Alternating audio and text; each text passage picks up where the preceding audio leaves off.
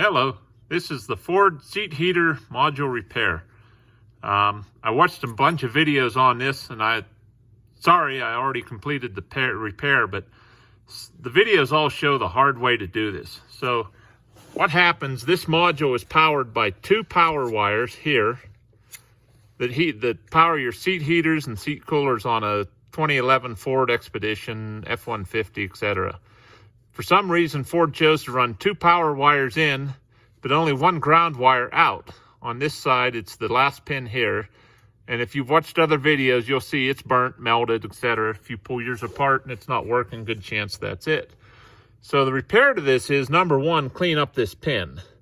Number two, you have to replace this plug. It's about $80 from Motorcraft, but I would rather stay with Motorcraft than cheap Chinese. That said, every video had you cutting all of these wires and splicing them. Some were staggering them, some were cutting them straight, some were soldering, some were crimping them. And the kit does come with all the crimp connectors and the shrink tube, and as you can see, I didn't use any of those in this. They're all still here for my collection. But this plug is really easy to disassemble, and there's really only one wire in it that's bad. It took me a while. I had to break the other one apart to figure it out, and you'll probably have to break the plug on your seat because it kind of melts and welds together. But tinker around with the new one you get, and you will find out that you can push out, and it's the way it's made. On one side, you'll see there's this little gray area down here, and I put grease in there. And on the other side, you have this T-shape.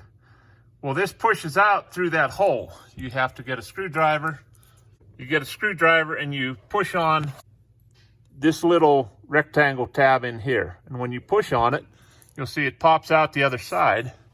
And from there, you simply pull the piece out. It's T-shaped, so it has to slide. You can't pull it out the top. But once it's out, you have access to each of the tabs that hold these little connectors in. I'm sorry, it's the first time doing this. I'm not set up for production or anything. And you simply find a small pick or something, and you lift this tab. And once you lift it, the wire very easily slides out. And this should be true for all except the one that's melted in there. There's the wire that just came right out of that hole. So you can take your new plug, slide that connector out, it'll slide easy. Take your time and just practice pulling all these wires out. You'll have all the wires that came with the plug. Pull each of those out. You'll need two of them. And then as you pull the wires out of your old connector, connect them into the same holes one by one, each at a time, till you get to your ground wire. It's going to be melted in there, and you're not going to be able to pull it out. So you're going to cut it off, and then you're going to connect the cut-off end of it, it's black with white trace, to two of the wires that came with the new plug. And you're going to crimp or solder or whatever connection you desire to put that together. And then you're going to rewire in two of these wires. These are connected in together. Multimeter. If you don't trust me, set your ohm meter or your multimeter to ohms. That's ohms. And simply check resistance across these two pins. The two pins are going to be the ones above the M.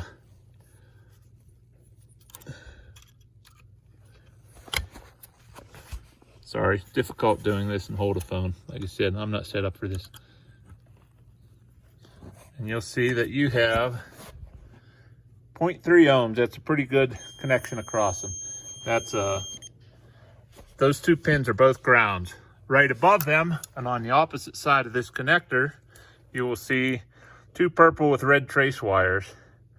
Those are your powers coming in to power all your seat heaters and everything else. And you'll see that they're connected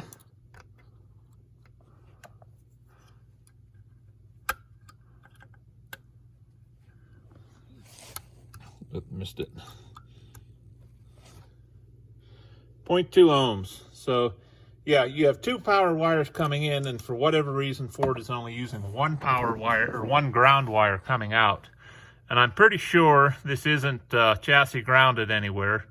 Knowing Ford, everything's duplex, which means for every power wire going in, there should be a ground wire coming out. Anyhow, this pin that got hot in the bottom right is going to have resistance, which means it's going to heat up and give you trouble. So that's another reason to connect your second ground, because your first ground is going to heat up again.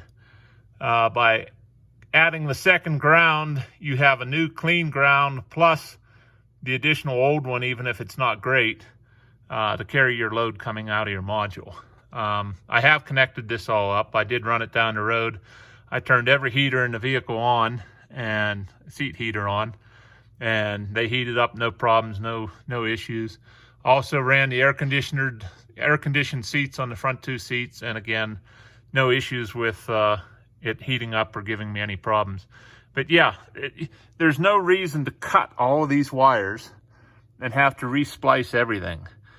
This plug is very easy to take apart. Now, again, you're probably going to destroy the one that's in there, the old one, for the simple reason, when it melts, this plug up here in what's the upper left is going to melt into the gray, basically, lock, and it's going to destroy it.